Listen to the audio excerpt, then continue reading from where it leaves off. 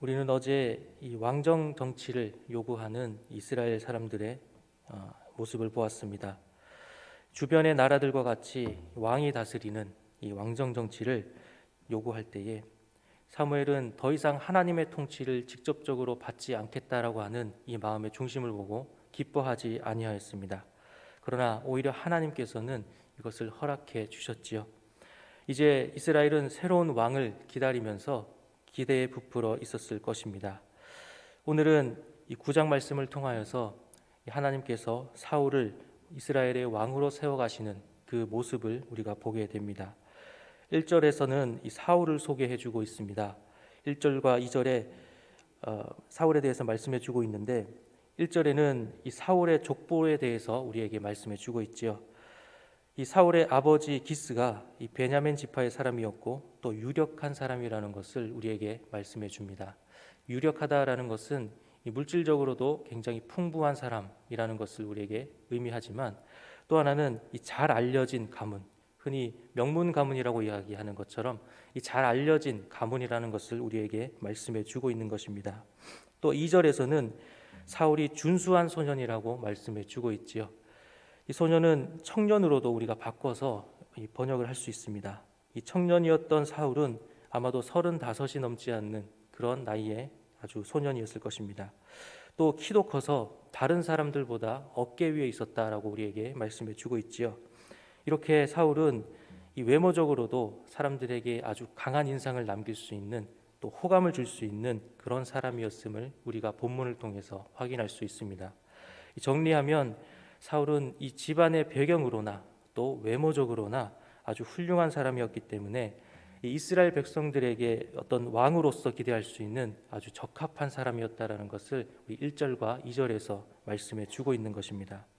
이런 사울이 어떤 하나의 작은 일을 시작하는 것을 우리가 보게 되지요. 3절에 말씀합니다. 사울의 아버지 기스가 암나기들을 잃고 그의 아들 사울에게 이르되 너는 일어나 한 사환을 데리고 가서 암나기들을 찾으라 라고 말하는 것을 우리가 보게 됩니다. 이 아버지가 잃어버린 나귀를 찾기 위해서 이 사환을 데리고 그 사울은 길을 떠나게 됩니다. 에브라임 산지와 또 살리사 땅, 살림 땅과 베냐민 땅과 이 여러 곳들을 다녔지만 결국 그 나귀들을 찾지 못하게 되는 우리 사울을 보게 됩니다. 그런 가운데 이 시간이 많이 지나게 되었고 사울은 자신을 걱정할 아버지를 생각하고 이제 집으로 돌아가려고 합니다. 그런데 여기서는 우리가 사울의 성품을 볼 수가 있는 것이죠. 아버지를 생각하는 이 효성이 지극한 이 사울의 모습을 본문에서 이 강조해주고 있는 것을 우리가 보여주고 있습니다. 그런데 6절에서 사울이 말합니다. 그가 대답하되 보소서 이 성읍에 하나님의 사람이 있는데 존경을 받는 사람이라 그가 말한 것은 반드시 다 응하나니 그리로 가사이다. 그가 혹 우리가 갈 길을 알려줄까 하나이다 라고 사환이 이 사울에게 한번 그 선견자를 만나보자라는 것을 이야기합니다. 이 선견자는 이 선지자라고 우리 9절에서 말씀해 주고 있습니다. 이 사울은 선견자를 만날 때에 또 드려야 할 예물에 대해서 걱정하는 것을 보게 되지요. 그러나 이 예물에 대한 걱정도 이 사환을 통하여서 이 해결하게 되는 것을 봅니다.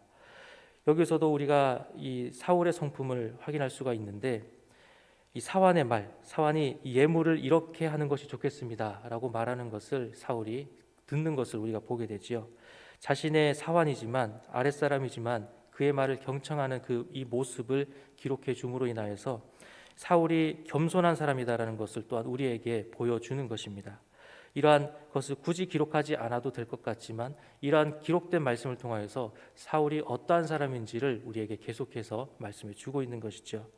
지금까지 사울에 대해서 말씀해 주고 있는 것을 보면 이 그가 가진 배경과 또 외모와 성품까지도 아주 훌륭한 사람이라는 것을 우리에게 말씀해 주고 있는 것입니다. 이것을 읽는 사람들에게 있어서는 이 이스라엘 사람들이 왕을 기다리고 있는 이스라엘 사람들이 아주 만족할 수 있는 좋아할 수 있는 사람이라는 것을 계속해서 강조해 주고 있는 것이죠. 이제 사울은 사환이 말한 선견자인 사무엘을 만나게 됩니다. 사울은 사무엘을 보았지만 처음에는 그가 사무엘이라는 것을 알지 못하지요. 이 19절 말씀에 사무엘이 사울에게 대답하여 이르되 내가 선견자이니라 너는 내 앞서 산당으로 올라가라 너희가 오늘 나와 함께 먹을 것이요 아침에는 내가 너를 보내되 내 마음에 있는 것을 다 내게 말하리라 라고 말씀합니다. 사무엘은 자신을 밝히면서 또 함께 식사할 것, 또 자고 갈 것, 그리고 내가 너에게 중대한 이야기를 할 것이다 라는 것을 말해 줍니다. 20절에 사흘 전에 일은 내 암나기들을 염려하지 말라 찾았느니라. 온 이스라엘이 사모하는 자가 누구냐? 너와 내 아버지의 온 집이 아니냐 하는지라 라고 말씀합니다. 이 사울이 집을 나선 이유, 바로 이 나귀를 찾기 위한 것이었지요. 아버지가 잃어버렸던 이 암나귀들을 다 찾았으니 이제 걱정하지 말라라고 사무엘이 말해줍니다. 사울이 떠나온 이유를 듣지 못했지요. 사울이 이야기하지 않았습니다. 그런데 사무엘이 먼저 그것을 이야기하는 것을 통하여서 이 사람은 특별한 하나님의 예언을 하는 자라는 것을 보여주는 것이지요. 이것은 다른 한편으로는 우리가 잠시 뒤에서 나누겠지만 하나님께서 사무엘을 통하여서 이미 사울에게 하실 일이 있으시다라는 것을 보여주고 있습니다. 우리는 또한 이 20절의 앞부분에서 하나님이 사무엘에게 이미 사울이 올 것을 말씀하신 것을 통하여서 그 뒤에 이어질 것을 우리가 한번 보게 되는데, 이 사무엘은 또 이어지는 말을 통하여서 사울이 이스라엘의 중요한 자가 될 것이다라는 것을 말해주고 있지요. 20절 이 하반절에 온 이스라엘이 사모하는 자가 누구냐? 또 너와 내 집에 온 집이 아니냐라고 이렇게 두 번 묻는 것을 보게 됩니다. 이것이 바로 사무엘이 네가 아주 할 일이 크다, 너의 집안과 또 네가 할 일이 아주 크다라는 것을 말해주고 있는 것이죠. 이러한 말을 들을 때에 사무엘은 이 사울은 사무엘이 말하는 것을 다 이해는 할 수 없었을 것입니다. 이 상황에는 다 이해할 수 없었을 것입니다. 하지만 그래도 이해할 수 있는 것은 지금 사무엘이 말하는 것이 내가 아주 중요한 일을 한다라는 것을 말해주고 있다라는 것은 알 수 있는 것이지요. 이 말을 듣고 사울은 겸손하게 반응하는 것을 보게 됩니다. 다시 한번 그의 성품에 대해서 이 본문은 말씀해 주고 있는 것이지요. 이러한 사울을 사무엘은 확인하고 또 그와 함께 식사합니다. 또 식사할 때에 넓적다리와 그것에 붙은 것을 사울에게 주는 것을 통하여서 이 사울을 아주 극진하게 대접하고 있는 것을 보게 되지요.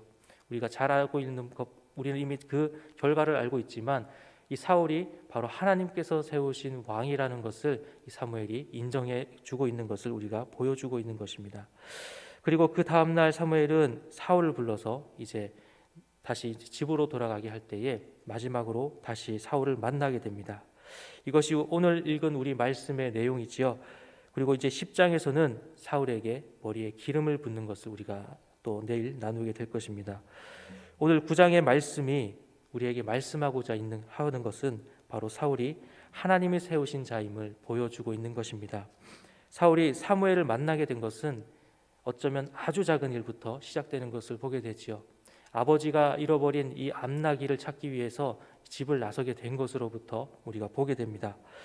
이 사무엘이 사울을 만나기까지의 그 과정도 우리가 한번 이 말씀을 통하여서 보게 되는데, 사울의 입장에서는 사환의 말 한마디 때문이었습니다. 이 하나님의 사람을 물어서 이 나귀가 있는 곳을 찾자라는 것이었죠. 만약 사울이 겸손하지 않은 사람이었다라고 한다면, 이 사환의 말을 듣지 않는 사람이었다라고 한다면 사무엘을 만날 수가 없었을 것입니다.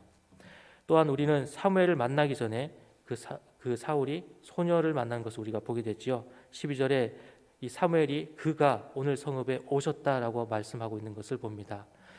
그날 오늘 오셨다라는 그 말을 통하여서 오늘이 아니었으면 사무엘을 만날 수 없었을 것을 우리가 또 알 수 있는 것이죠.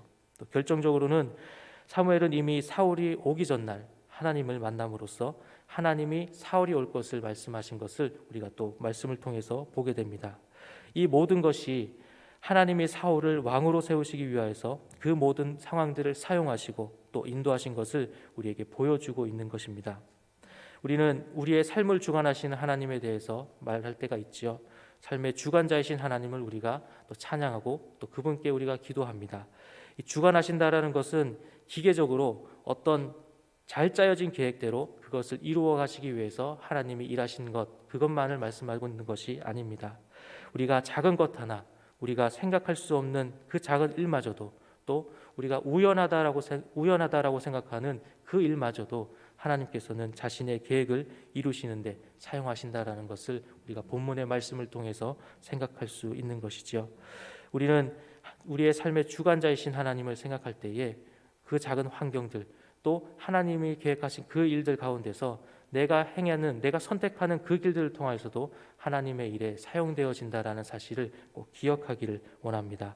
오늘 말씀을 통하여서 진정한 주권자이신 하나님을 바라보는 우리 모두가 되기를 소망합니다. 기도하시겠습니다.